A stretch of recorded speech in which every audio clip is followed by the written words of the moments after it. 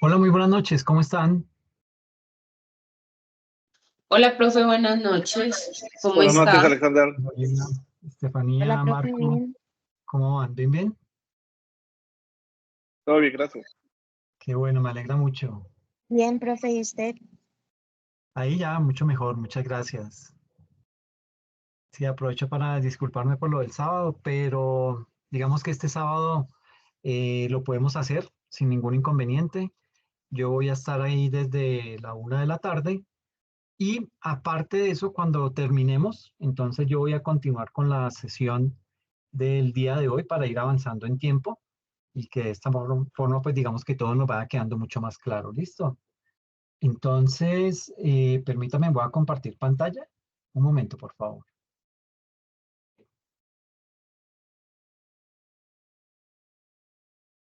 Profe, entonces el sábado sería como mirar lo del trabajo que tenemos que Sí. entregar. Bueno, digamos que tenemos lo de la solución del taller anterior.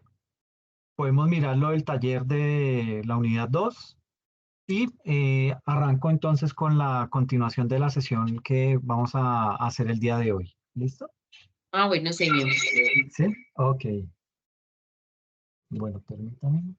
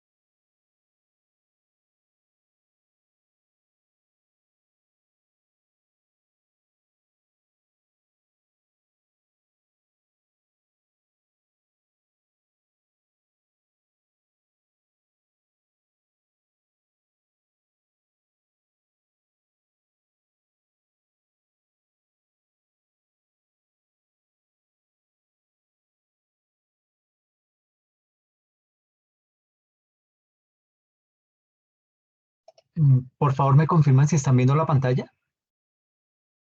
Sí, señor. Sí, señor. Muchas gracias. Gracias. Eh, básicamente, digamos que el día de hoy, bueno, primero, les voy a compartir a todos lo siguiente.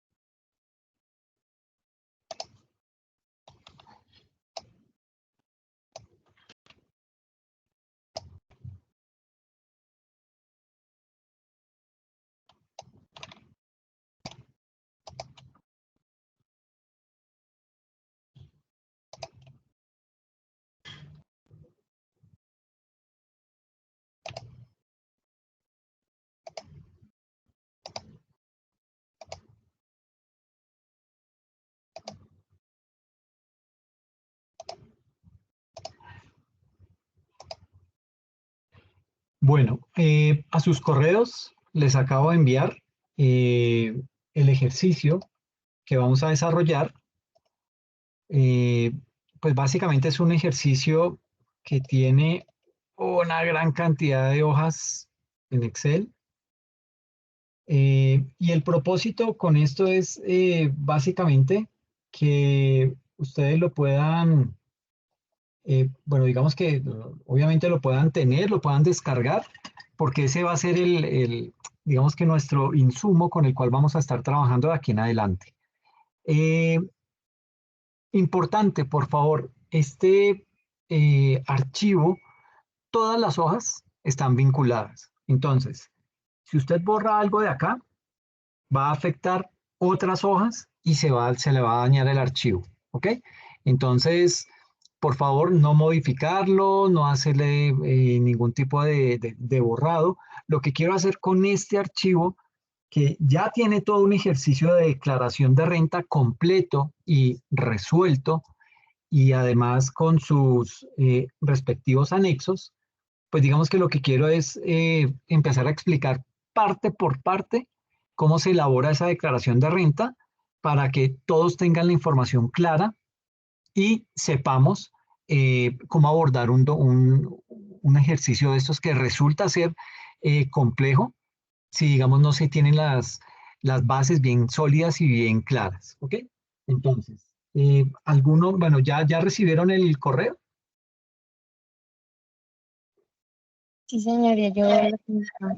Perfecto, muy bien. Entonces, la idea es que siempre que lleguemos a esta sesión, tengan el archivo abierto. ¿Listo? Entonces, les voy a explicar cómo está conformado este archivo, pues con el propósito de que sepamos cómo nos vamos a ir desplazando, nos vamos a ir manejando en él a través del ejercicio que vamos a ir desarrollando. ¿Listo? Entonces, digamos que aquí hay una gran cantidad de hojas, como les mostraba. Eh, bueno, importante. Este es un ejercicio que se hizo de declaración de renta para el año 2020. ¿Qué pasa? Que las reglas han cambiado, pero la esencia sigue siendo la misma. Entonces, nosotros vamos a resolver este ejercicio y cuando ya lo tengamos claro, les digo qué cambió para el año grabable 2023. ¿Ok? Entonces vamos a hacer una sesión específica en donde solo vamos a hablar de cambios a nivel de declaración de renta para el año 2023, pero me interesa que tengan estos conceptos totalmente claros y sepan qué es lo que va en determinada casilla. ¿Ok? Y pues como les decía, pues también digamos que el propósito es hacer un ejercicio de declaración de renta de personas naturales. Utilizaríamos la misma metodología, un ejercicio totalmente completo con todas sus pestañas, con los respectivos anexos y soportes. Y al final haríamos otra sesión en donde explicamos qué cambió de esa declaración de renta de personas naturales para el año grabable 2023. ¿Claros hasta ahí? Correcto. Sí, señor. Muy bien, muchas gracias. Sí, profe. Entonces, ¿cómo vamos a abordar este taller?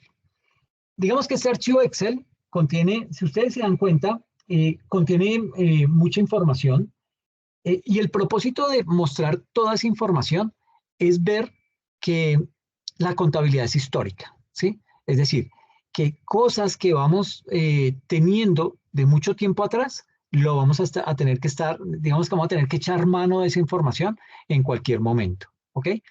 Y hay unos temas muy puntuales. Entonces, básicamente aquí tenemos un balance de prueba del año 2019. Tenemos acá el libro diario del año 2019. Obviamente, pues no está todo. Esto, pues básicamente es digamos que esto es una empresa de gaseosas. Bueno, de gaseosas y de agua, ¿cómo se llama? Es agua que venden embotellada. Se me olvidó.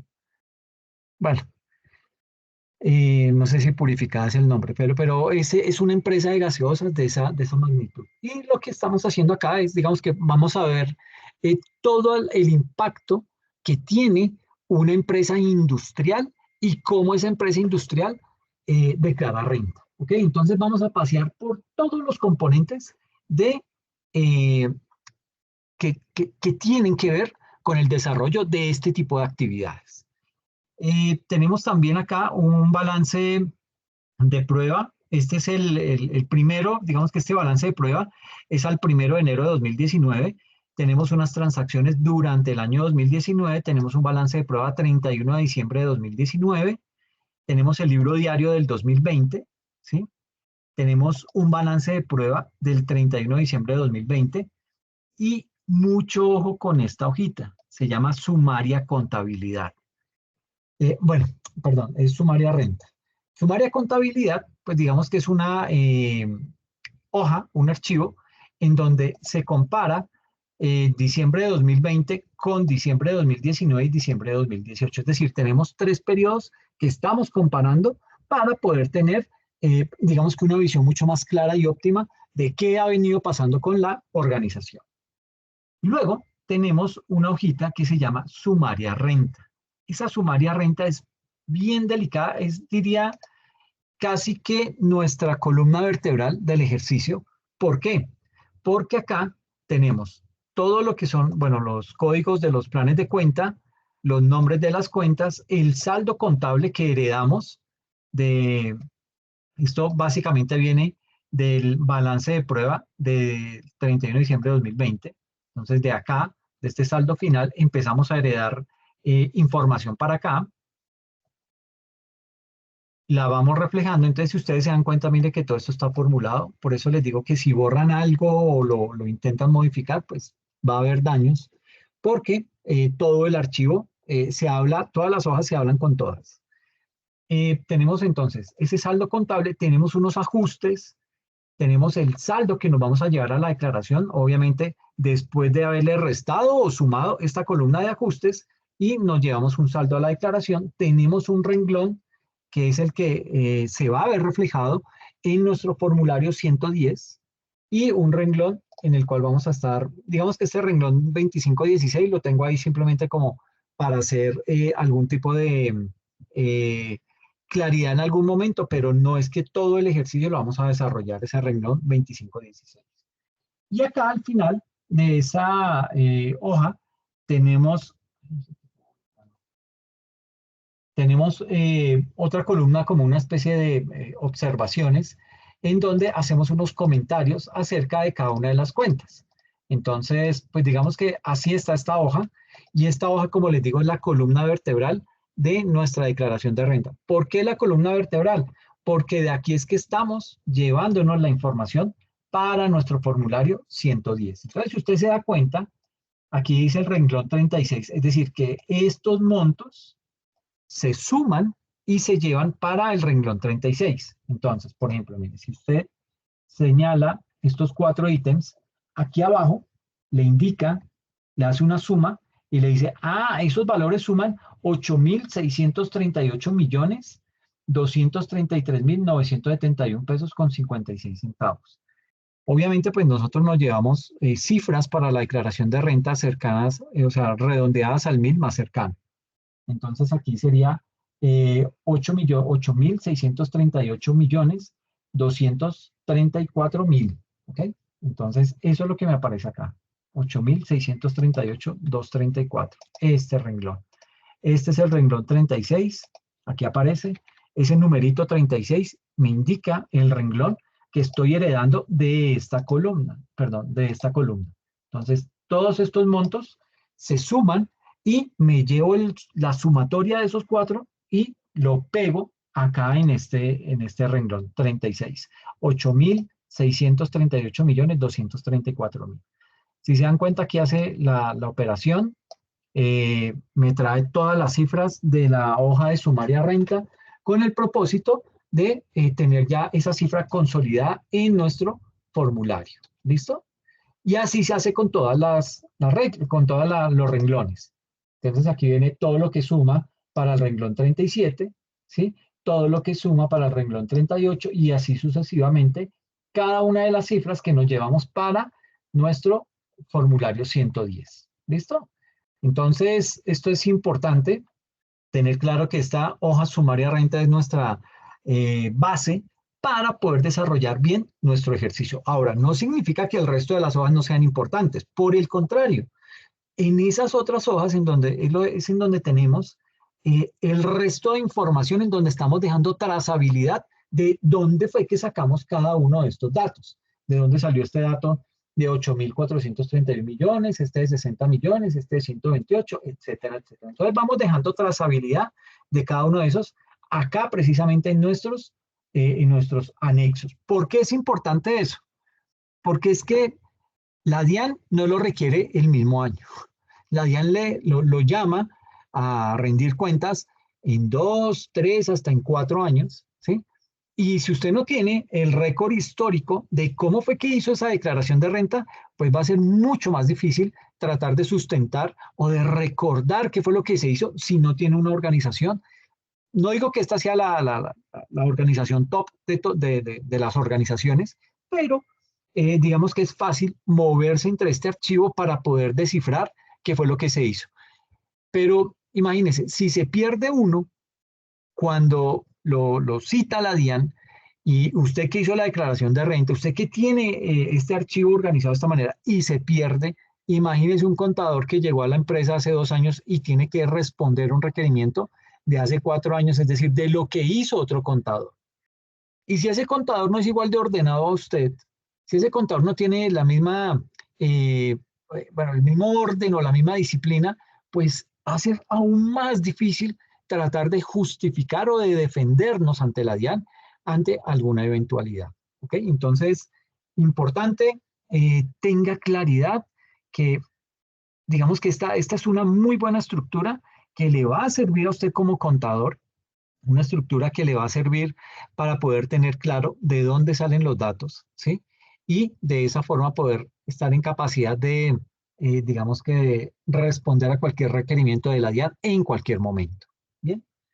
Luego viene, aquí ya pues, este es el formulario de renta, el 110. Este es nuestro formulario que ya lo que hacemos es imprimirlo y con ese es con el que vamos y pagamos nuestro impuesto de renta. Aquí está el formulario 2516, pues más o menos con unas cifras nomás que hicimos ahí a nivel de prueba. Luego viene una hoja que se denomina activos y pasivos en moneda extranjera. Esto es lo que vamos a explicar el día de hoy, cómo se hace, cómo se calcula cuando yo tengo ingresos y gastos en moneda extranjera y eso cómo lo debo reportar, cómo se va a ver reflejado dentro de mi declaración de renta. Vamos a hablar acerca del estado de situación financiera. Como les digo, pues se compara a enero 31 de 2019, a 31 de diciembre de 2019 y a 31 de diciembre de 2020. Entonces, está todas nuestras cuentas con el propósito de poder, digamos que tener ahí la información a mano para poder determinar de dónde estamos heredando las cifras. En tema de acciones, porque la empresa pues es una empresa industrial, pero pues también digamos que cuando tiene algún exceso de liquidez, pues ellos no tienen esa plática guardada en la cuenta de ahorro, sino que la invierten y la invierten por lo general en acciones, ¿ok? Tienen también inversiones en temas de derivados. Vamos a mirar con un poco más de detenimiento este tema de este concepto de derivados. Tiene inversiones también en CDTs.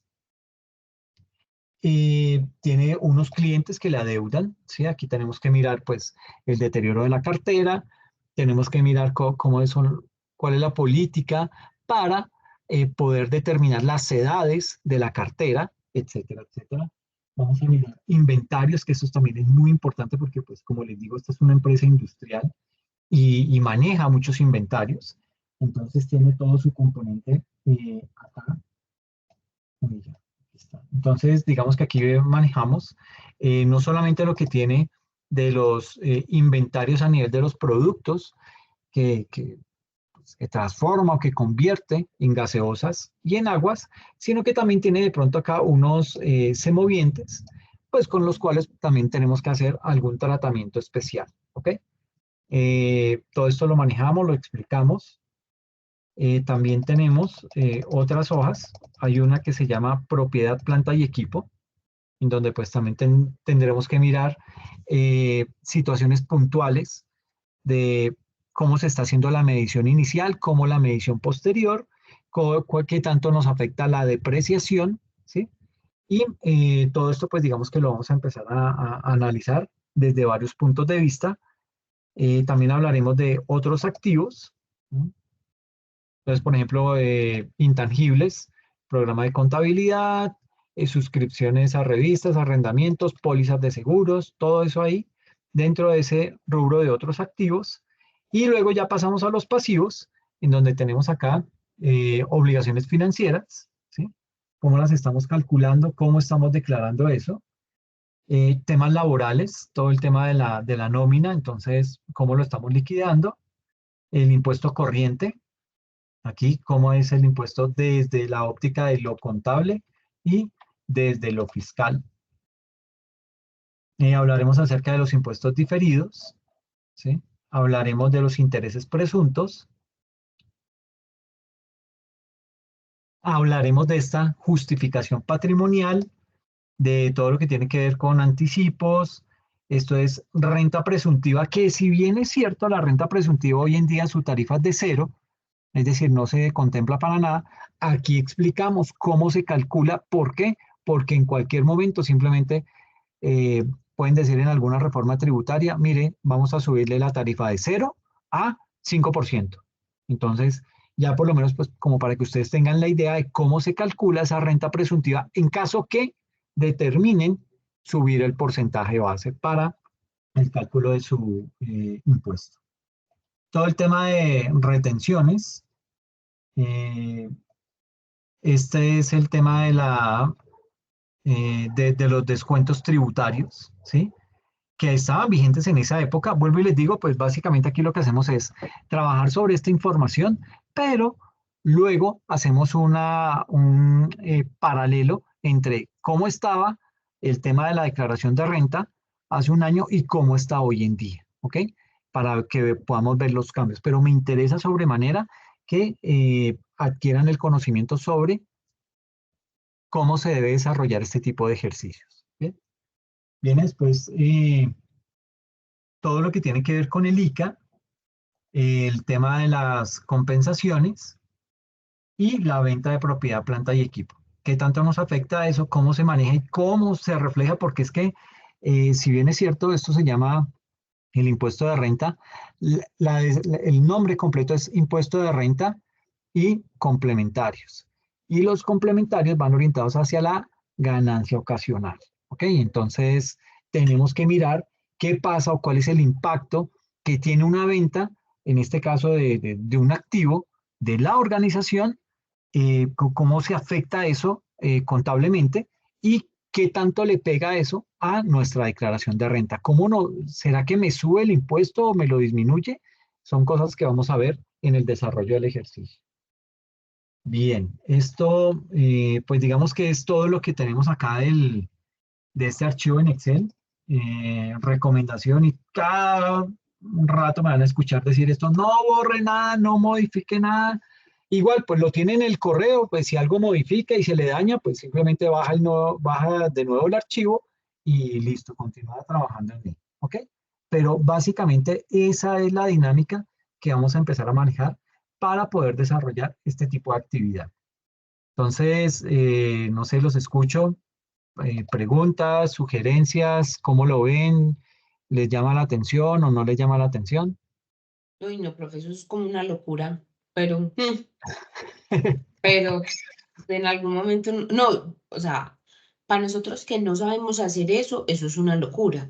El día que uno aprenda a hacer eso, me imagino que eso es una bobada.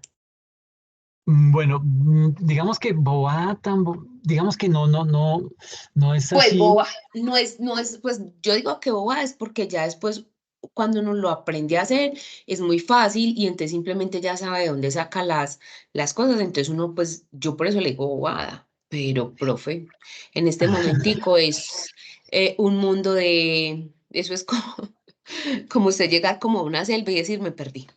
No, pero tranquila, tranquila que van con un guía que no los va a dejar perder y vamos a sacar esto adelante. De pronto, puede que la persona tenga mucha experiencia, pero toda declaración de renta lo hace parar en las pestañas, ¿sí? Eh, Cada empresa es un mundo diferente. para poder uno hacer una declaración de renta, tiene que conocer la organización como tal de principio a fin y además conocer el sector en el cual se mueve.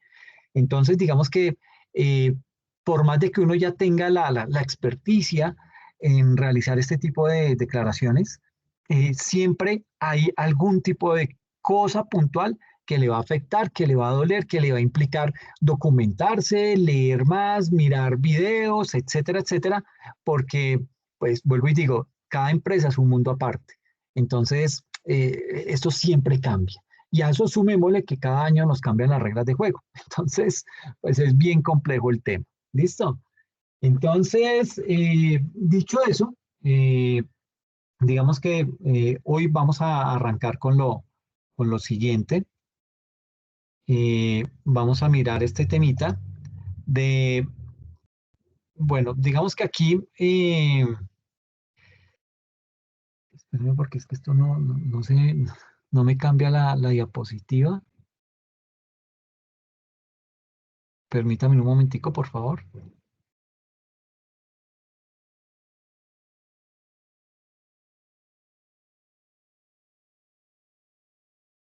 Bueno, entonces, a ver si aquí ya... ¿Me pueden confirmar si están viendo la presentación, el PowerPoint? Sí, señor. Ah, muchas gracias. Listo, listo. Entonces, bueno, esto ya lo explicamos. Vamos a realizar un taller que está completamente relacionado con el impuesto sobre la renta para personas jurídicas. En este taller vamos a abordar diferentes aspectos a manera de recomendaciones y poder elaborar nuestra declaración de renta. Este es el archivo, un bosquejo muy rápido de lo que tenemos, que ya se los expliqué, que básicamente nos vamos a enfocar mucho en esta hoja de Excel denominada sumaria renta. ¿Ok? Esa digamos que va a ser nuestra hoja clave. Y ya aquí, ok, entonces aquí ya digamos que empezamos con toda nuestra descripción de la actividad. Entonces, lo primero que hay que hacer y lo que nos muestra, eh, digamos que voy a abrir aquí un archivo, perdón, este.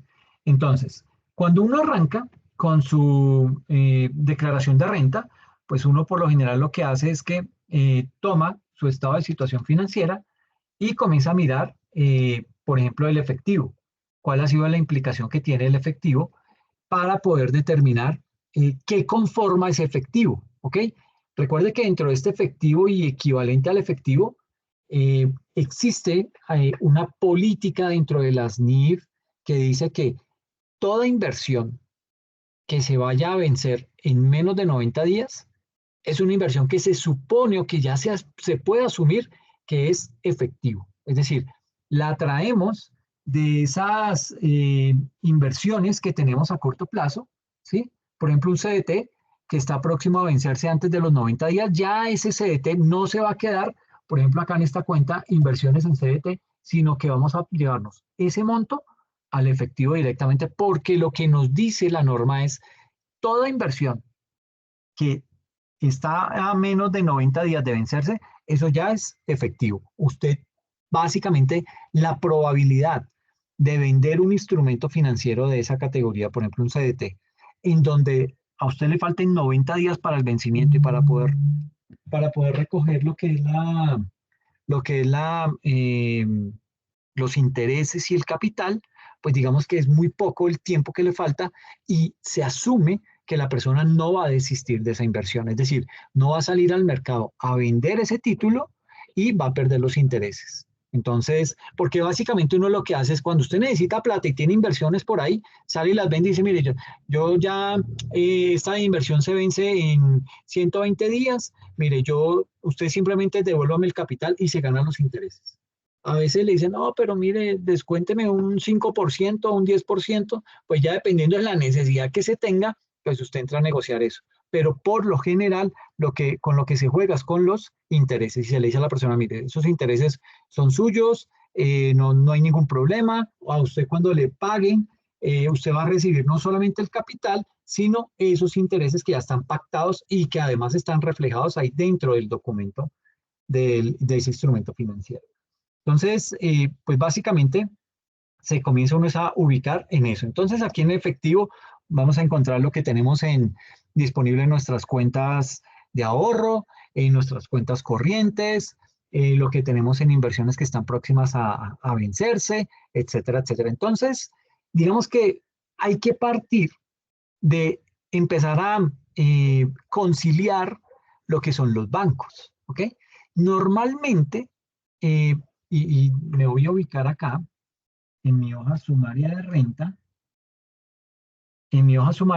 me ubico en este primer ítem, en la cuenta corriente de Bancolombia.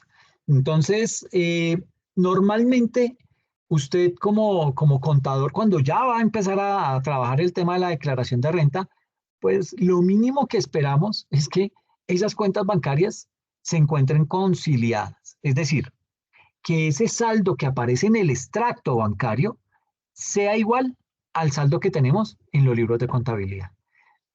Desafortunadamente esto no pasa con mucha frecuencia, pero es lo que debería ser. Ese es el deber ser, que esas cifras coincidan el extracto bancario contra lo que tenemos en libros de contabilidad.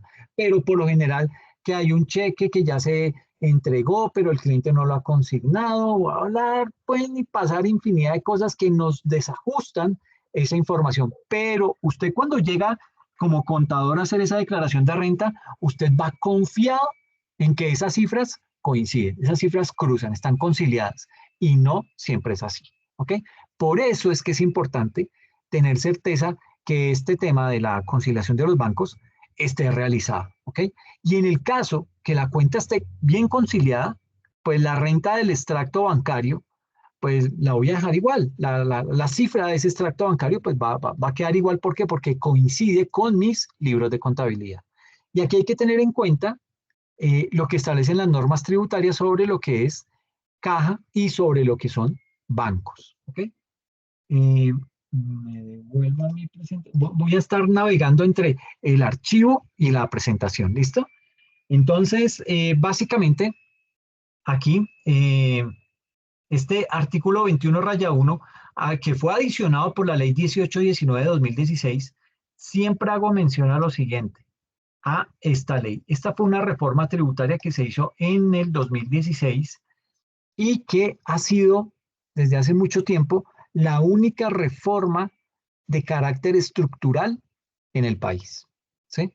Esta reforma tiene muchos artículos que modificaron lo que se hacía anteriormente en temas tributarios y lo cambió, y muchos aspectos se trabajan hoy con base en esta ley 1819 de 2016. Es decir, es unos cambios que se hicieron a nivel de reforma tributaria que hoy en día siguen vigentes. ¿Por qué? Porque fueron estructurales, porque fueron importantes, son de mucha envergadura para el sistema tributario, entonces se sigue manteniendo. ¿Qué me dice ese artículo 21-1? Me dice, para la determinación del impuesto sobre la renta y complementarios, en el valor de los activos, pasivos, patrimonio, ingresos, costos y gastos, los sujetos pasivos de este impuesto obligados a llevar contabilidad aplicarán los sistemas de reconocimiento y medición de conformidad con los marcos técnicos normativos contables vigentes en Colombia, es decir, según el estándar internacional de las normas internacionales de información financiera. Por eso se habla del reconocimiento y la medición, que la forma en la cual usted reconozca una cuenta, reconozca una transacción y la ubique dentro de una cuenta del Plan Único de Cuentas, y la forma en que la mide, eso es propio del estándar internacional. Y que, digamos, ahí lo que nos está diciendo el Estatuto Tributario es, mire, como usted reconozca y mida, para mí eso es transparente. Yo lo que voy a hacer es empezar a cruzar saldos y empezar a mirar si en efecto todos esos costos y gastos que usted me está reportando y que está deduciendo realmente son, y cuál es su incidencia dentro de la declaración de renta. Entonces, digamos que eso resulta ser bien importante. Bueno, me dice acá que debe estar, digamos que el estatuto tributario no se va a poner a pelear contra la forma en la cual usted reconoce, la forma en la cual usted hizo ese reconocimiento y esa medición de, tomando como base lo que es el estándar internacional. Ahora, cuando digo que para el sistema tributario es transparente, hago referencia básicamente es a que, eh, pues tampoco es que la DIAN se vaya a dejar meter los dedos a la boca, ¿sí? Y perdónenme la expresión, pero lo que quiero dejar en claro es que, si bien es cierto para la DIAN esto es transparente, la forma en que usted reconoce y mide, también es cierto que la DIAN indaga más, ¿sí? Dice, pero bueno, venga, explíqueme, ¿usted por qué hizo esa medición? Por ejemplo, eh, usted compró una bodega y esa bodega no está en el aire, esa bodega está sobre un terreno, ¿sí? Y cuando usted compra esa bodega, digamos que le costó 1.000 millones de pesos, cuando hace las escrituras y le hacen el traspaso y usted ya tiene esa bodega en su poder, ¿qué pasa? Que en la escritura en ningún momento dice, ah, sí señor, mire, entonces, esa bodega, como está sobre un terreno, ese terreno vale tanto y la edificación vale tanto. Jamás dice eso, ¿sí? Entonces, ¿qué pasa? Algunos contadores, esto ya es muy eventual que pase, no es la norma, pero ya ha llegado a ocurrir en donde el contador empieza a depreciar la edificación con, digamos que sobre el 100% del valor de ese bien. Entonces, ¿qué pasa? Cuando estamos hablando, digamos ¿a qué hace referencia este reconocimiento? A que tomamos esa bodega y decimos, ah, esa bodega la voy a utilizar para transformar dentro de esa bodega mi materia prima y convertirla en un producto para luego venderlo y obtener una utilidad. Es decir, estoy utilizando esa bodega para el desarrollo de mi objeto social. ¿Ok? ¿Hasta ahí claros?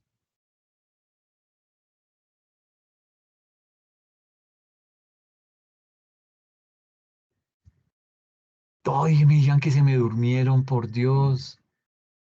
No, profe, pues ¿cómo? No, le estamos subiendo. Ok, No, no, ok. no, no, no.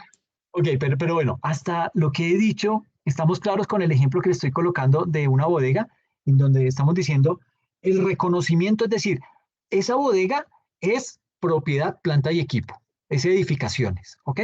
Entonces, lo que yo hice en el reconocimiento fue determinar que esa bodega la voy a utilizar para el desarrollo de mi objeto social.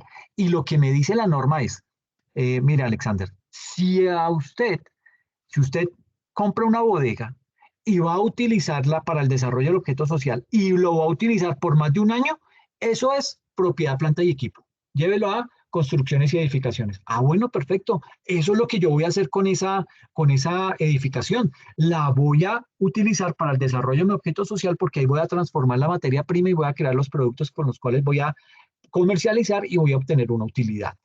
Entonces hice ese reconocimiento. Pero viene el segundo punto. Me dice, ok, ya sabe que eso es una bodega y que eso es propiedad, planta y equipo porque la va a utilizar en el desarrollo de su objeto social. ¿Y cuánto le costó? Entonces usted va a decir, bueno, pues yo me voy a llevar ahí lo que me costó la bodega, lo que me dice ahí en la escritura, que eso me costó 1.000 millones de pesos. Usted puede decir, bueno, listo, sí está bien, pero sucede que uno, para el tema de propiedad, planta y equipo, bueno, hay dos momentos para hacer la medición. Cuando usted adquiere el bien, en este momento cuando lo estamos comprando, esa se llama la medición inicial, pero existe una segunda medición que se llama medición posterior, que es la que usted hace al final del periodo, cada 31 de diciembre. ¿Para qué se hace esa medición posterior?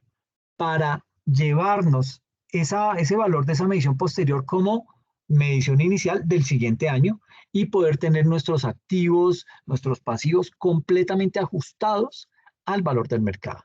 Entonces, aquí lo que estamos diciendo es, ya reconocemos que es una bodega y que esa bodega pertenece a la cuenta propiedad, planta y equipo, construcciones y edificaciones. Y ahora la voy a medir. Y yo dije, no, pues lo que nos costó en la escritura dice que fueron 1.000 millones de pesos. No, señor. Yo, eso cuando me dicen que voy a realizar una compra de un activo fijo, me dicen que yo debo, en la medida de lo posible, utilizar como método de costo, como método para costear esa transacción, es el método del costo histórico. ¿Qué es eso del método del costo histórico? es tomar y decir, mire, yo compré esa bodega, me costó 1.000 millones de pesos, pero adicional tuve que ir a pagar en la notaría el traspaso de esa propiedad a mi nombre, que eso me costó, qué sé yo, 40 millones de pesos. Aparte de eso, tuve que pagar unos impuestos de retención en la fuente a la notaría. Eh, Aparte de eso, tuve que, ¿qué más? Tuve que hacerle algunas obras de reparación porque tenía unos problemas, por decir algo. La bodega tenía la luz normal, el servicio de luz normal, y yo la necesito trifásica. Entonces tuve que hacer toda la instalación, todo el cambio de instalación eléctrica por la nueva que yo necesito. Eso es un mayor valor de ese bien. Entonces, el valor de esa propiedad que se llama bodega no es de 1.000 millones de pesos, es más o menos de qué sé yo, 1.090 millones de pesos. Pongámosle 1.100 millones de pesos. ¿Ok? ¿Por qué? Porque la norma me dice, para temas de propiedad, planta y equipo, usted no solamente tenga en cuenta la compra que hizo del bien, sino que debe contemplar esos otros costos en los que incurrió para tener ese bien funcionando en el lugar que usted lo necesita. Yo siempre traigo un ejemplo con el cual considero que todo el mundo me lo entiende, y es, por ejemplo, usted va y trae un telescopio de Alemania. No lo consiguió en Colombia y usted lo cotizó. Usted encontró ese telescopio que necesita, lo encontró en Alemania y lo encontró en China, ¿sí? Pero la diferencia entre el valor de Alemania y el de China es, en Alemania cuesta $50.000, en China le vale $10.000. Usted dice, uy, pucha, ese de pronto es chivis, ese no me va a funcionar bien, ese de pronto voy a tener dolores de cabeza, y la garantía que me da el proveedor de China es de 2 meses, mientras que el de Alemania es de 3 años. Entonces, digamos que uno dice, sí, puede que sea mucho más barato, pero yo confío más en el mercado alemán que en el mercado chino. ¿Ok? Entonces, ese va a ser mi valor razonable, el mercado alemán. Entonces, ese telescopio me costó $50.000. Ahora, $50.000 es lo que yo le pago al proveedor. Y posiblemente el proveedor me dice, mire, yo esos 50.000, dentro de esos $50.000, yo le hago la entrega del equipo en, eso se llama FOB en temas de comercio internacional, que es free on board. Es decir, mi responsabilidad llega hasta, yo proveedor, mi responsabilidad llega hasta que yo dejo esa mercancía en el barco. ¿Ok? Entonces, él llega hasta el puerto y dice, mire, este va para el señor Alexander Duque en Bogotá, Colombia, a la dirección tal. ¿Ok? Yo antes tuve que haber dicho, haberme puesto en contacto con el proveedor y decirle, mire, hermano, hágame un favor, mándeme eso, ese telescopio a través de esta flota naviera. Esa flota le va a pedir que embale eso en un contenedor. Usted, yo ya lo pagué, por favor que le den ese contenedor, usted empaca eso ahí y listo, hasta ahí llegó su responsabilidad. Lo que pase del momento en que sale del puerto ese barco hasta que llega, hasta que yo lo reciba, es mi responsabilidad. Entonces, yo acabo de pagar $50.000, que fue lo que me costó el telescopio, pero le tengo que pagar a la naviera el gasto de transporte que me vale 5 millones. Entonces ya van $50.000 más 5 millones de pesos. Fuera de eso, pues yo tengo que asegurar la mercancía, porque con esa forma tan indiscriminada en que se caen ahora los contenedores al mar y ahí se quedan perdidos, entonces yo lo tengo que asegurar. Entonces ese seguro me cuesta otros 5 millones de pesos. Entonces ya van 10 millones de pesos de más. O sea, yo pagué mis 50.000, pero ya he tenido que gastar 10 millones de más y todavía no tengo el bien, todavía no tengo el telescopio en mis manos. Entonces, listo, ya viene el barco con el telescopio, llega al puerto de Cartagena. Muy bien, don Alexander. Me llaman desde la aduana, me dicen, don Alexander, aquí está un container a su nombre. Entonces, vamos a hacer la descarga. La descarga tiene un costo de 500.000 pesos. Luego lo vamos a llevar a la bodega porque no sabemos cuánto nos vamos a demorar. Posiblemente es un promedio de 3 días. Entonces, eso le vale otros 500, entonces ya va 1.000.000 de pesos más. Y le hacemos la liquidación de lo que usted tiene que pagar por impuestos de nacionalización, por todo tipo de impuestos que tengan que pagar ahí, me lo van a cobrar. Entonces, digamos que ahí son fueron 5 millones de pesos más. Entonces ya son $50.000 que me costó el telescopio y ya vamos en 15 millones de pesos más, en puras arandelas y todavía no tengo el bien en mis manos. Listo. Me hicieron eso y me llamaron al cuarto día, me dijeron, don Alexander, ya está, recibimos la plata, todo muy bien, ahí va dentro de la mercancía, y metimos los formularios de nacionalización de aduana y todo ese tipo de cosas, ahí va, entonces tranquilo, ¿a dónde lo subo? ¿Qué? ¿Ustedes no me lo hacen llegar a Bogotá? No, no, no, nosotros estamos, nuestra responsabilidad llega hasta liquidarle esto y ya de ahí para adelante es su problema. Miércoles otra vez a mirar cómo lo empacan, porque es que ese container que yo alquilé del barco, el barco lo vuelve y se lo lleva, ¿sí? Entonces aquí me toca volver a alquilar otro para echar ese telescopio y contratar un servicio de transporte terrestre para que me traiga el telescopio de Cartagena a Bogotá, porque es que yo necesito ese telescopio en Bogotá. Entonces, tengo que incurrir en gastos de transporte, en seguros, que eso me vale, póngale 10 millones más. Entonces, ya vamos en 20 millones de pesos y sigo sin tener todavía el bendito telescopio en mis manos. $50.000 que pagué y 20 millones de más en puras arandelas, en transporte, en gastos de nacionalización, en seguros, etc.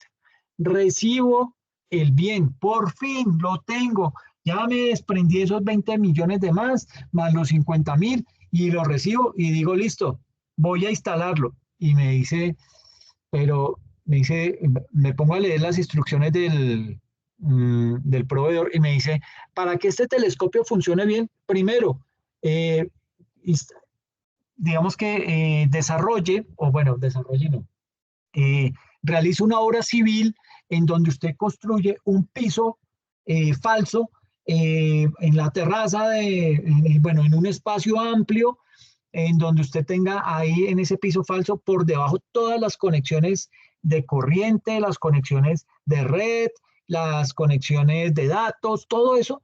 Y aparte de eso, debe tener una planta, entonces me toca comprar planta, me toca contratar a una empresa que me haga la obra civil, una empresa que me haga todo el tema eléctrico, el de datos, todo ese tipo de cosas. Ahí fueron otros 10 millones de pesos. Van 30 millones de más $50.000. Por fin, ya lo tengo, ya, pum, yo prendo ese telescopio y ya me funciona. Y todavía no termina ahí las cosas. ¿Por qué la norma internacional me dice, don Alexander, lo felicito porque hizo los cálculos excelentemente bien, usted contempló todo y realizó un muy buen proceso de medición inicial? Esa medición inicial la hicimos y nos quedó muy bien. Entonces usted contabilizó ese activo fijo, maquinaria y equipo, en $50.000, lo liquidó a la tasa de cambio del día en que hizo el pago, entonces eso le costó, digamos que 200 millones, más los 30 millones que en esas otras arandelas, su telescopio vale 230 millones. Pero la norma me dice, te calma chiqui que todavía esto no acaba. Lo que tienes que hacer ahora es calcular cuánto vale desmontar ese telescopio cuando su vida útil finalice o cuando usted decida ya no seguirlo utilizando más en el desarrollo del objeto social de la compañía. Entonces, aparte de eso, yo tengo que hacer un cálculo en donde logre determinar cuánto me vale desmontar ese telescopio, dejar el terreno en donde lo tenía instalado, dejarlo completamente bien, tal cual como lo tenía al comienzo, y ese costo es un mayor valor del activo. Entonces, íbamos en 230 millones, más esta de chistecito, me sale en 7 millones. Mi telescopio realmente me cuesta o me costó 237 millones de pesos. Entonces, en mi medición inicial, yo no llevo los 200 millones que me costaron netos el telescopio. Yo tengo que llevar los 237 millones de pesos que realmente pagué por la compra del bien hasta tenerlo funcionando en el sitio en que yo lo necesito acá en Bogotá. ¿Ok? y es sobre este valor sobre el que yo voy a hacer la depreciación. ¿Ok? Entonces, a eso hace referencia la DIAN cuando dice, mire, señor empresario, a mí no me interesa cómo usted hace su reconocimiento, cómo usted hace su medición, pero yo necesito es que usted, cuando me haga la declaración de renta, usted tenga eso totalmente claro, porque si yo necesito alguna que me explique o que me dé alguna claridad en alguna de las cifras, usted debe tener todos los soportes que le permitan darme esas explicaciones. ¿Ok? Entonces, esto es bien importante y como le digo, la DIAN no se mete con eso. Para la DIAN es transparente cómo usted calcula ese tipo de, cómo usted hace ese tipo de mediciones. ¿Ok? Entonces, aquí me dice, cuando la ley tributaria remita expresamente a ellas y en los casos en que ésta no regule la materia. Entonces me dice, mire, yo, DIAN, no me voy a meter con los temas de reconocimiento y medición porque pues para eso están los marcos técnicos normativos contables vigentes en Colombia. Cuando la ley tributaria remita expresamente a ellas y en los casos en que ésta no regule la materia. ¿A qué hace referencia eso? A que, si bien es cierto, el estatuto tributario nos dice, mate usted sus pulgas como pueda, reconozca lo que usted tenga que reconocer en su empresa, mídala como usted la tenga que medir, pero hay una cuestión bien importante y es que hay unos aspectos que yo, DIAN, manejo, ¿ok? Que le van a afectar a usted. ¿Como cuál? Voy a mirar, vamos a salir de acá.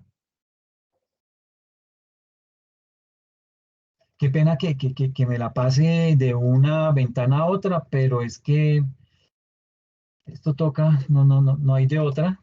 Entonces, vamos a entrar a este estatuto tributario, Secretaría del Senado. Yo les decía desde la primera sesión que me gusta mucho ese estatuto tributario porque, pues, digamos que me permite conocer la historia de cada uno de los artículos del estatuto tributario. Entonces vamos a mirar el artículo 137. Perdón, aquí artículo 140. Ok, 136, 137. Entonces, este artículo 137 habla acerca de la limitación a la deducción por depreciación. ¿Qué quiere decir eso? Ay, lo perdí. Básicamente aquí lo que me está diciendo es que yo, autoridad tributaria, yo, DIAN, tengo unos mínimos que ustedes no pueden alterar.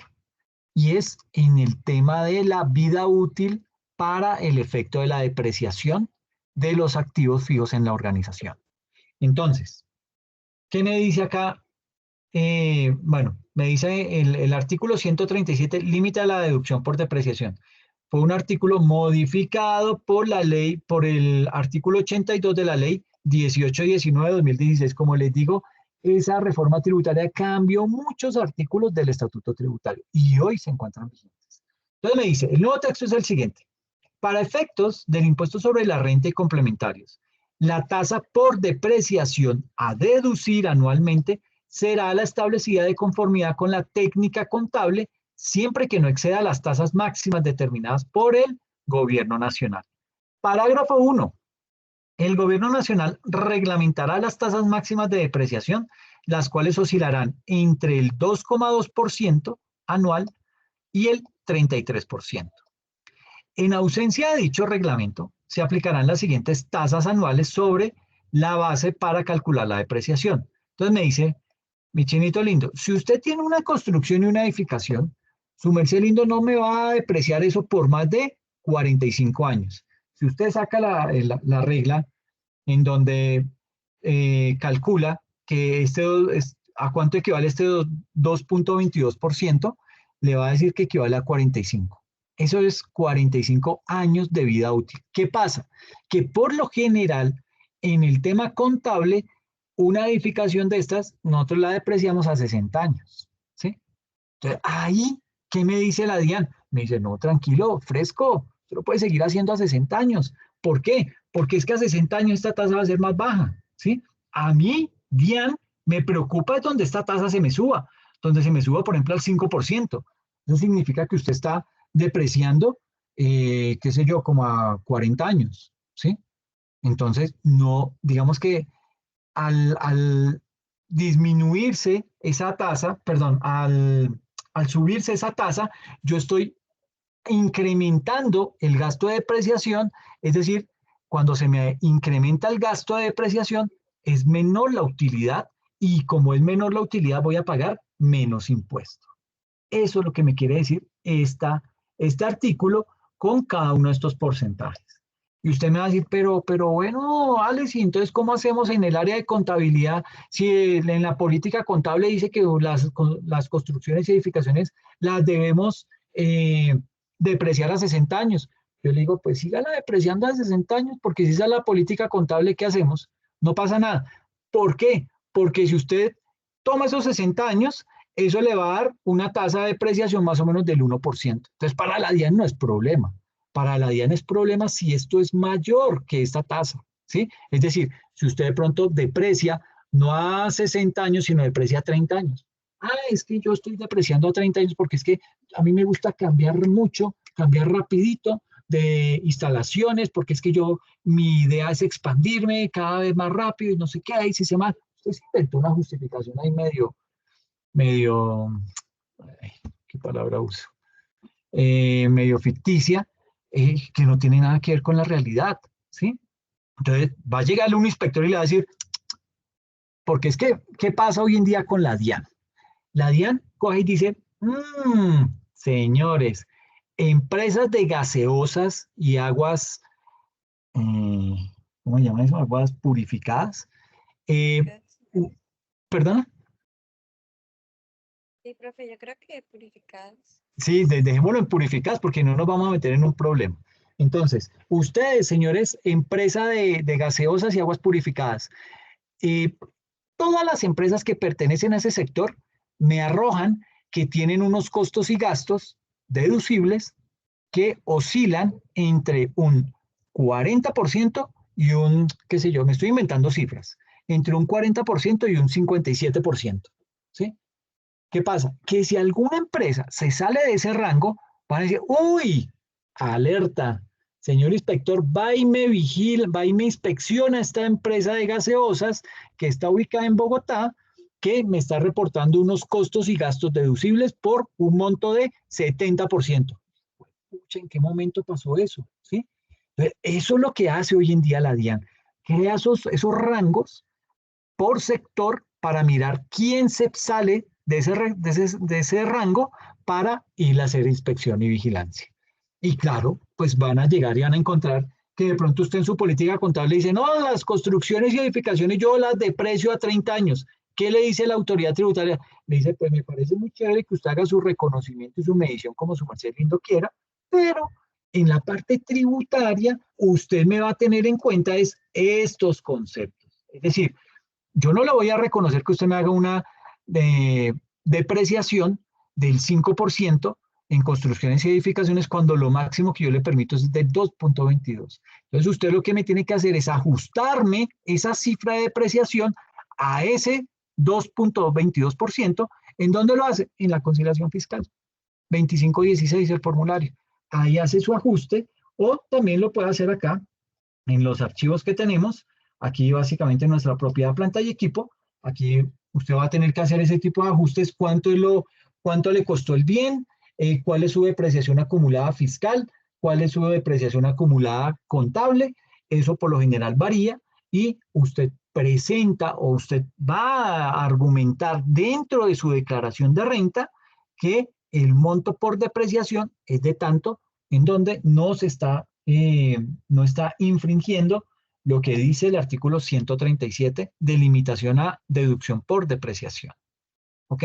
Esto hay que tenerlo muy en claro porque hay aspectos en donde la DIAN me dice, cuando usted ve, como le pasa a cualquier persona, que la DIAN confía en su sistema de reconocimiento y medición. No, no hay problema, yo confío en eso. Pero no se me salga de los mínimos y máximos que yo, autoridad tributaria, tengo estipulados en el estatuto tributario. Ahí les faltó ese pedacito, que lo disfrazaron diciendo lo siguiente: de conformidad con los marcos técnicos normativos contables vigentes en Colombia, cuando la ley tributaria remita expresamente a ellas y en los casos que ésta no regule la materia.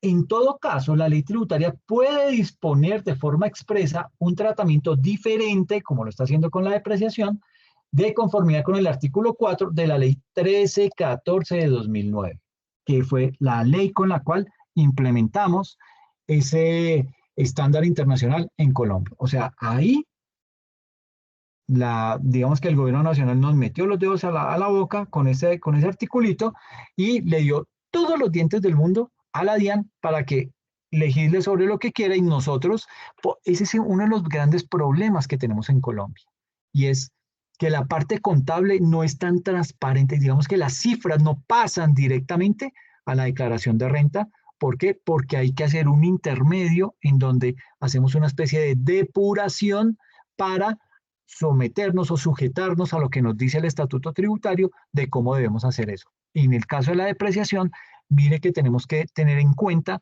que no nos podemos pasar es decir, no podemos depreciar a menor tiempo un activo si es que no lo tenemos justificado, porque es que puede ser que usted diga que va a depreciar esa construcción a 30 años porque un estudio geológico demuestra que en ese pueblo va a haber un terremoto en 15 años. Entonces usted dice, no, pues yo lo voy a aprovechar este bien hasta 15 o máximo 30 años, y paré de contar, yo ya de eso me deshago y busco trasladarme y ubicarme en otro lado porque esto es una zona de alto riesgo.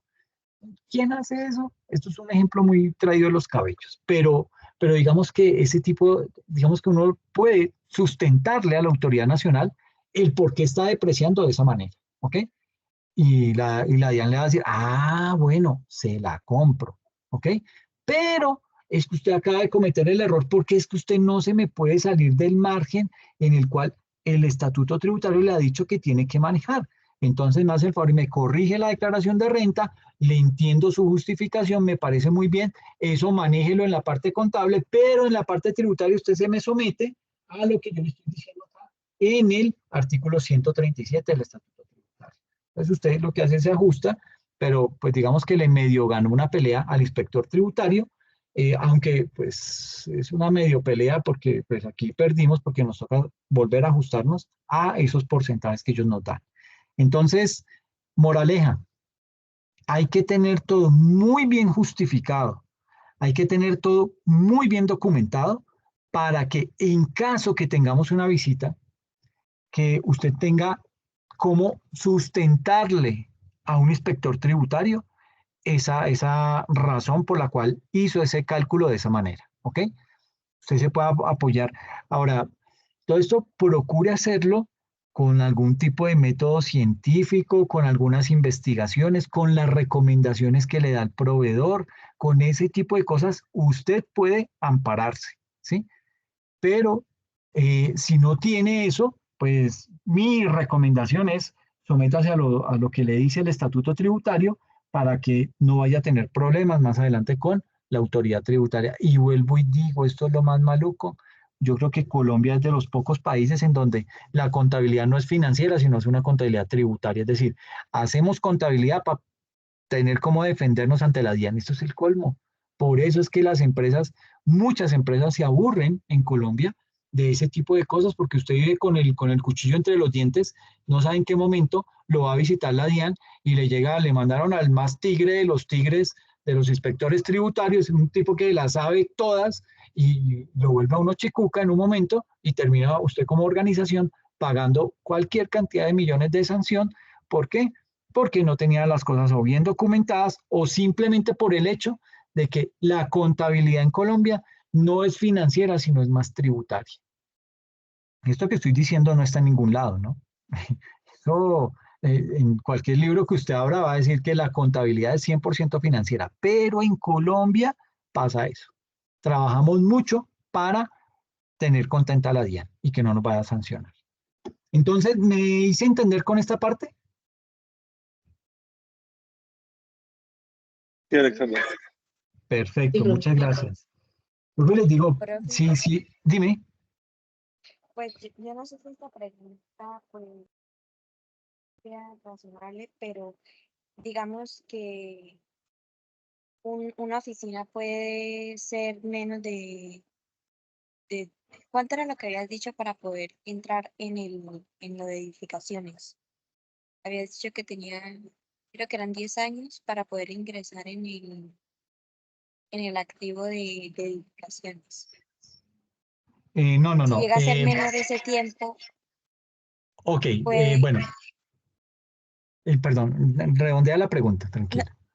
no, era si, no creo que ya me entendiste, pero era, digamos, si el tiempo de esa oficina llega a ser menor, también entraría allí o cómo se manejaría.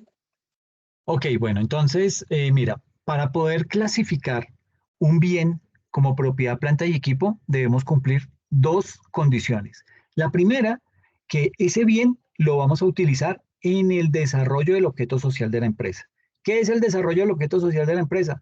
El negocio que está manejando la empresa. Entonces, si yo soy una fábrica de muebles, yo voy a utilizar esa máquina para transformar la madera en muebles, ¿sí? Entonces, esa maquinaria está desarrollando el objeto social de mi empresa. Me está ayudando con una de las partes para poder desarrollar mi objeto social, que es cortar la madera en las piezas que yo necesito para que luego pase a otro proceso, a otra máquina en donde la van a pintar, bueno, la van a pulir, la van a lijar, luego la van a pintar y luego la van a armar. ¿Ok? Entonces, la norma me dice que la condición es que usted ese activo que compró lo va a utilizar en el desarrollo del objeto social de la empresa. Digamos que hasta ahí estamos bien. Pero adicional me dice, ahora, que va a utilizar ese bien por lo menos durante un año. Uno. Entonces, si la condición, por ejemplo, compramos, te voy a colocar un ejemplo más claro. Compramos un edificio también, pero lo compré porque eso era un gangazo, ¿sí? Fue una oportunidad de negocio, yo tenía la plata ahí guardada y dije, de una lo compro, pan. ¿Y qué hago con eso? No lo voy a utilizar porque yo ya tengo mi planta ubicada en un sitio específico, todo me está funcionando bien, no tengo problema, no necesito todavía expandirme. Entonces, ¿qué hago? Lo arriendo, ¿sí? Entonces, ese bien que yo tengo no cumple con la condición de que está ayudándome que está ayudándome en el desarrollo del objeto social de la empresa. ¿Por qué? Porque no lo estoy utilizando ni para oficinas, ni para bodega, para nada. Lo tengo ahí y lo que hice fue arrendarlo, ¿ok? En ese proceso de arrendamiento, ya esa propiedad, planta y equipo pasa a ser una propiedad de inversión, ¿ok? Entonces, por eso es tan importante y tu pregunta se me hace muy válida en el sentido en que como contadores, lo primero que debemos preguntar es eh, cuál es la razón de esa compra o cuál es la razón de esa transacción, ¿sí? Por ejemplo, usted puede comprar acciones, ¿sí? Pero usted puede comprar acciones para venderlas en cualquier momento y obtener una mayor utilidad. Eso se llama especular. Entonces yo compro acciones para especular en el mercado. O yo puedo comprar acciones para empezar a tener control sobre una empresa que a 10 años quiero absorberla. ¿Ok? Entonces, dependiendo ese propósito con el que hago ese tipo de transacciones, pues eso me va a hacer que cambie el reconocimiento de esa transacción. Entonces, por ejemplo, esas acciones que yo tengo para especular en el mercado, las voy a llevar a una inversión, ¿sí? Mientras que las otras acciones con las cuales yo quiero tener poder sobre esa empresa, pues posiblemente las voy a llevar como un instrumento de patrimonio. Entonces, dependiendo de eso, dependiendo de ese modelo, yo voy a hacer un reconocimiento diferente en mi contabilidad. Entonces, es un poquito eso, Stephanie. Ah, claro. Sí te quedó claro el ejemplo. Sí, sí, es como mirar el fin del por qué se realizó ese movimiento, profe, y digamos, pues sí, tiene que cumplir las dos características. Y digamos que sí se compró para cumplir El objeto el social. objeto social, En- sí, pero Entonces, no llega a cumplir el año. ¿Se podría presentar esa situación? No. Sí, se puede llegar a presentar, pero como no cumple las dos condiciones, porque es que la norma me dice que se deben cumplir las dos condiciones, yo digo, pues mi chica, no lo puedo llevar como propiedad, planta y equipo porque no me está sirviendo para eso, ¿ok? Entonces puede ser una inversión, puede ser algo de lo que yo me voy a desentender, porque es que yo también yo puedo comprar un edificio con el propósito de especular en el mercado, ¿sí? Lo tengo ahí quieto y luego lo vendo por cuando ya sé que, qué sé yo, las tasas de interés bajan y la gente se manda a comprar propiedad raíz, pues ahí ya el precio va a subir. Entonces yo digo, listo, aquí ya es el momento de vender esta propiedad. Entonces nunca la tuve dentro de mi propiedad, planta y equipo, sino que fue una inversión más que hice y ya cuando la vendo recupero el capital más una utilidad que obtuve por la venta de ese bien. Entonces, sí es importante que se cumplan esas dos condiciones. Ahora, hay otros aspectos muy puntuales en el tema de propiedad, planta y equipo que lo vamos a ver cuando lleguemos a ese tema, y es, por ejemplo, la forma en que, bueno, digamos que hay algo en contabilidad que se llama la materialidad. Esa materialidad hace referencia a qué tan importante es eso en la empresa. Por lo general, la importancia se mide en plata, ¿sí? Entonces, uno dice, uy, propiedad, planta y equipo, es que la silla en la que yo me estoy sentando, esa, como yo la estoy utilizando y yo soy empleado y yo tengo que, yo soy del área contable, entonces esa silla hace parte, o es decir, tendría que catalogarse como una propiedad, planta y equipo, porque la estoy utilizando en el desarrollo del objeto social y además la voy a utilizar por más de un año. Entonces, uno dice, bueno, pero es que esa silla vale 300.000 pesos, ¿sí? Eh, 300.000 pesos, Marco, es como $100, como $85. Entonces, uno dice, por $85, ¿será que me voy a poner a darme la pela de eh, registrarla como propiedad, planta y equipo, para hacerle una depreciación, para llevarle una hoja de vida a ese bien, para determinar en qué momento tuve que hacerle actividades de mantenimiento, en qué momento tuve que repotenciarlo, lo cual modifica su valor, etcétera, etcétera? Pues eso termina siendo un desgaste para la empresa y sobre todo para el área de contabilidad. Entonces, al momento de elaborar uno la política contable, determina la materialidad, es decir, determina cuál va a ser el valor mínimo para determinar qué tan importante o qué tan relevante termina siendo ese activo en la organización. Por ejemplo, yo digo, todo lo que se lleve a propiedad, planta y equipo va a cumplir con que me va a ayudar en el desarrollo del objeto social de la empresa y aparte va a cumplir con que lo voy a utilizar mínimo por un año. Entonces ya me cumple esas dos condiciones. Pero aparte, esa propiedad, planta y equipo le voy a colocar algo de materialidad y es que tiene que ser un valor superior a 2 millones de pesos. Si cualquier cosa que la estoy utilizando en el desarrollo, imagínense una cocedora. ¿Yo qué voy a hacer con una cocedora depreciándola y que no, eso no es material, ¿sí? ¿Por qué? Porque es que una cocedora me vale 50.000 pesos. Y por eso uno dentro de la política contable coloca ese valor. Yo digo, ¿cuál es la materialidad? La materialidad de la propiedad, planta y equipo es todo aquello que valga más de 2 millones de pesos, que valga más de 5 millones, que valga más de 500.000 pesos. Eso depende de la política contable. Pero si yo coloco ese tope, ya yo tengo otro criterio, tengo un tercer criterio adicional para contemplar qué me voy a llevar como propiedad, planta y equipo. ¿Ok? Entonces, mira lo importante que son esos criterios y lo verdaderamente coyuntural que termina siendo la política contable en la organización. ¿Sí? Y ustedes me han escuchado decir esto en muchas ocasiones.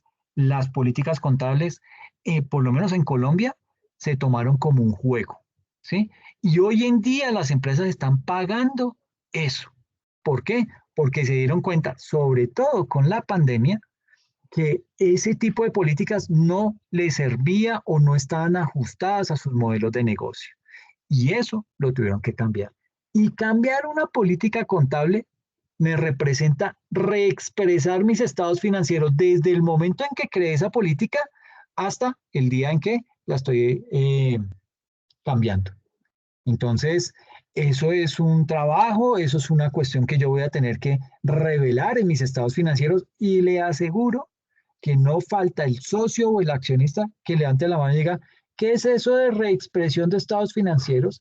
Es que aquí me dice que cambiaron la política contable y le toca al contador comenzar a echar el cuento otra vez y a explicar y de pronto que patine, que no se dé a entender. No, ahí se le va a meter otro socio y otro socio y otro socio y ahí se pegó la embolatada del siglo. Entonces, hay situaciones en las cuales no debemos dar papaya y la elaboración de las políticas contables, que si bien es cierto, no es responsabilidad del área de contabilidad o por lo menos del contador, eh, digamos que sí es vital que nosotros como contadores la revisemos al detalle y podamos opinar si eso es bueno o es malo, o qué tipo de ajuste hay que hacerle a esa política contable. ¿Ok? Vuelvo y digo, por el tema de llamarse política contable, uno dice, ah, no, eso le toca al área de contabilidad. No, señor, eso es el área de administración, de la alta administración en la empresa. Gerencia, ahí puede estar metida el área de auditoría, el área de contabilidad, las vicepresidencias o las subgerencias, etcétera, en donde van a empezar a analizar cada uno de esos subprocesos o cada uno de esos procesos de la organización y con base en eso diseñan esa política contable. Y dentro de esa política contable van ese tipo de reglas, la materialidad y lo que manda, ya sea la autoridad tributaria o el mismo estándar internacional. Entonces, sí, digamos que ahora, imagínate que tú compras, porque es que te puede pasar el siguiente caso. Tú compras, eres una universidad y compraste 50 televisores y son 50 televisores de las mismas características, de 65 pulgadas, son marca LG, ¿qué más podría ser? No, 65 pulgadas, y ese Smart TV. ¿Cuántos dije? 20 televisores. Pero cuando tú miras el valor individual de ese televisor, te das cuenta que vale 1.500.000. Y la política contable dice que la materialidad es de 2 millones. Entonces tú dices, uy, 50 televisores que lo saco porque eso no es propiedad, planta y equipo porque no cumple con el principio de materialidad. Pero hay una cuestión y es que uno puede agrupar, por ejemplo, en este caso, los 50 televisores que los compré en la misma fecha, que cada uno me cuesta lo mismo, que tienen las mismas características. Yo puedo calcular el valor de esos 20 televisores, que serían, qué sé yo, 30 millones de pesos, y los llevo como propiedad, planta y equipo en grupo, ¿ok? No lo voy a hacer individual, lo hago en grupo, ¿ok? ¿Sí me hice entender, Stephanie?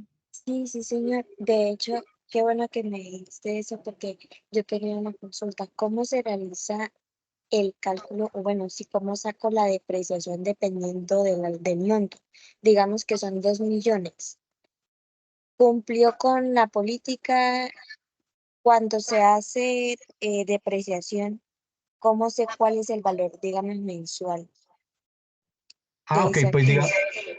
ok, entonces uno lo que hace bueno, hay varios, digamos que el estándar internacional menciona varias cositas en ese momento. Permíteme aquí, voy a compartir esta presentación, pero es para escribir una cosa. Por ejemplo, para depreciar un bien, me dice que yo debo calcular, bueno, la depreciación es igual. Uy, perdón, esto es una división. Entonces, aquí tenemos el valor del activo, ¿sí? Por Vale. el valor de, eh, el valor de, el valor residual, se llama esto, y sobre la vida útil, ¿sí? Entonces, por lo general, este valor me lo da la factura, ¿sí? Es decir, el instrumento con el cual legalizamos esa compra. El valor residual sale de un cálculo que yo hago en la organización. Y la vida útil, pues por lo general me la da un estudio que yo hice al interior de la organización. Entonces, valor del activo, digamos que es 100 millones de pesos. Y el valor residual que yo le calculé, ¿qué es el valor residual? Es el valor por el cual yo voy a poder vender ese activo una vez se acabe la vida útil. ¿Qué pasa? Que ese valor residual genera tantos problemas cuando viene la DIAN a revisar los documentos, porque la DIAN dice, por ejemplo, usted puede decir, mire, yo no voy a calcular valor residual, no lo voy a hacer. Yo simplemente tomo los 100 millones sobre los 10 años de vida útil y eso me da que yo debo hacer una depreciación de 10 millones de pesos anual. ¿Ok? ¿Hasta ahí vamos bien? Sí, sí, señor. Perfecto. Ahora, ¿qué me dice? Digamos que hay autores que dicen que se debe calcular el valor residual, en cuyo caso sería estos 100 millones que me vale el activo. Y yo dije, bueno, yo calculé, bueno, y esto es importante tenerlo muy bien justificado y documentado, ¿sí? Ojalá con un estudio que se haya hecho muy profesional, por alguien muy reconocido, que avale ese concepto que usted aplicó acá. Pero digamos que yo voy a aplicar un valor residual del 20% sobre los 10 años de vida útil. Entonces, ¿qué me indica eso? Que son 100 millones por el 20%, eso me da, digamos, 100 millones por, digamos que este valor me queda en 80 millones sobre los 10, ¿sí? Esto me da un valor anual de depreciación de 8 millones. Diferencia entre estos dos, 2 millones de pesos.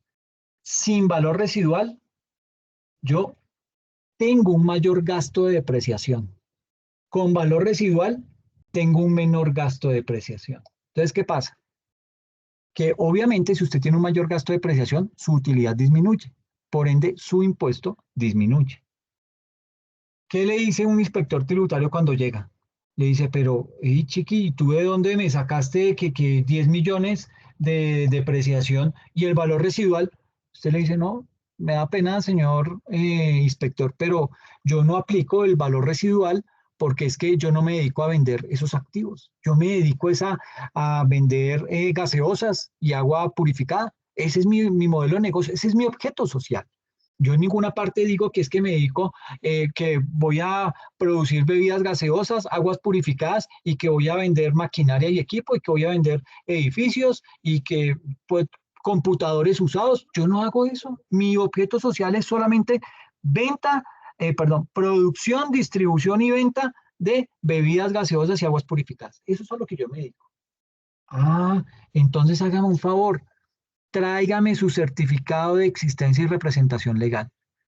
Entonces, usted se encuentra con joyas como estas. Permítame.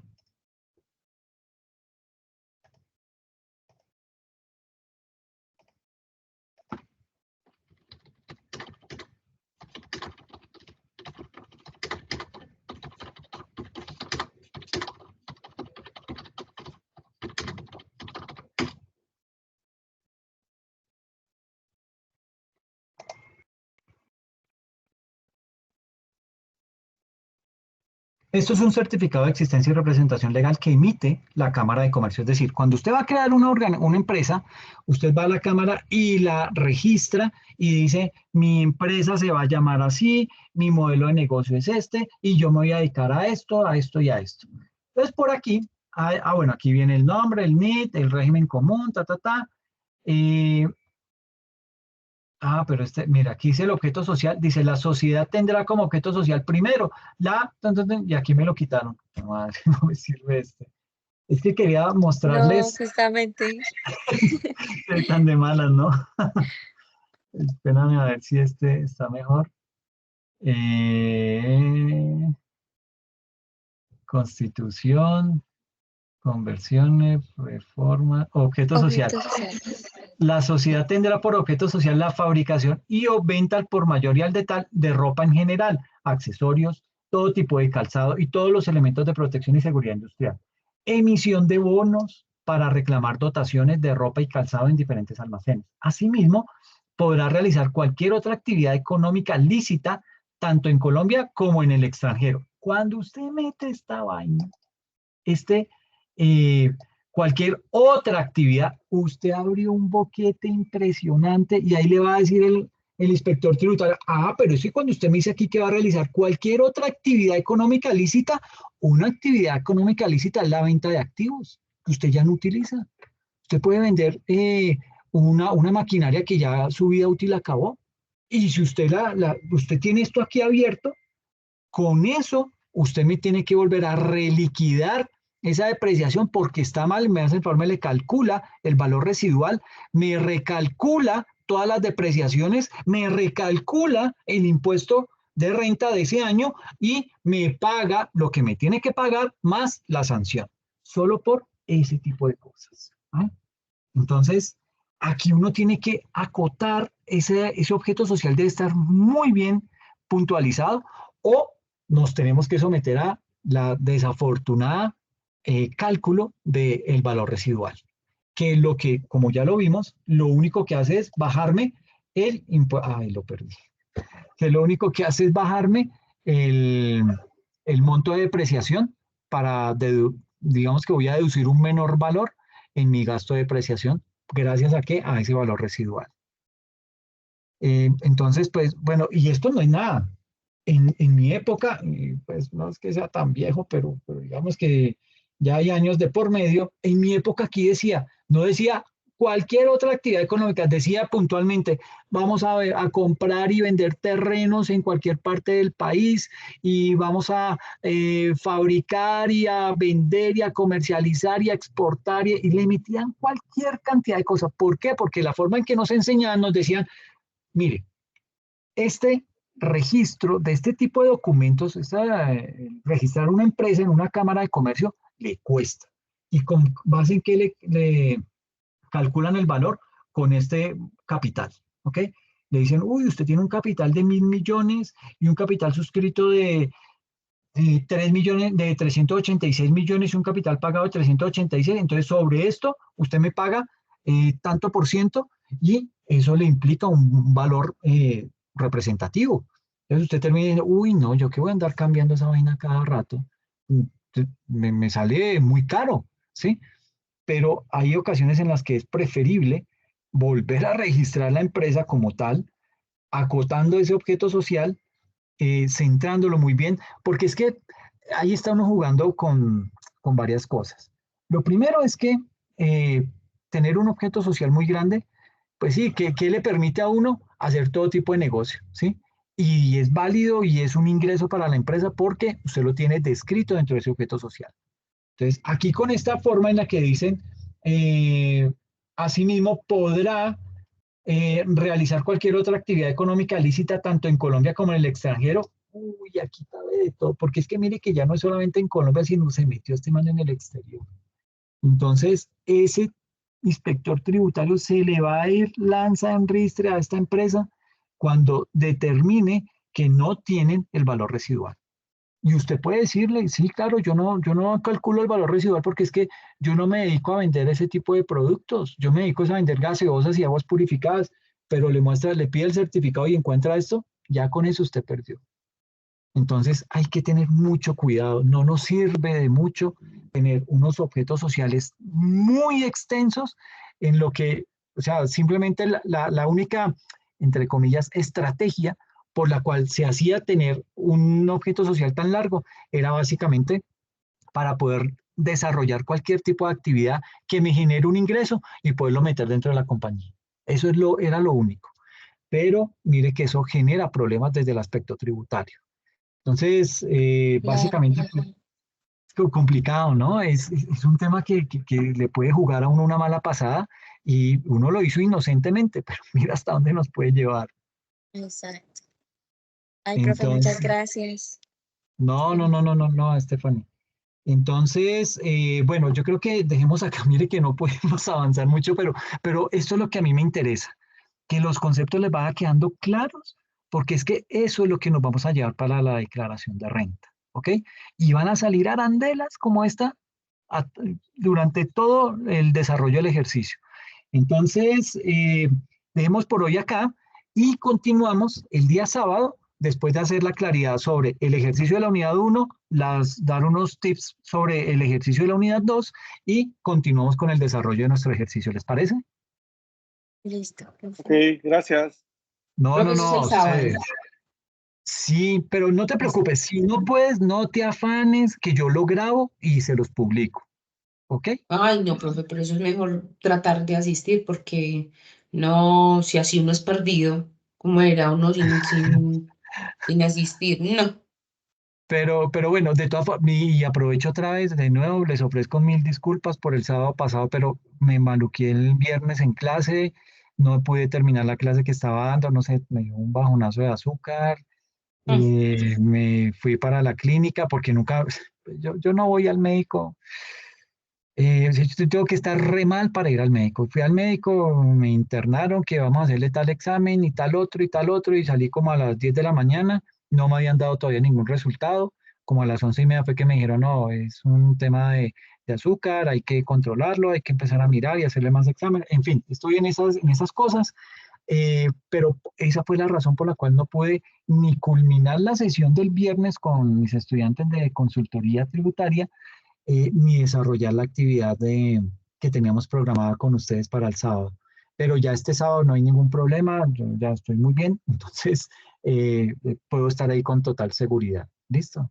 Ay, no, profe, no se preocupe. Tranquilo, Muchas profe, no gracias. antes que esté bien.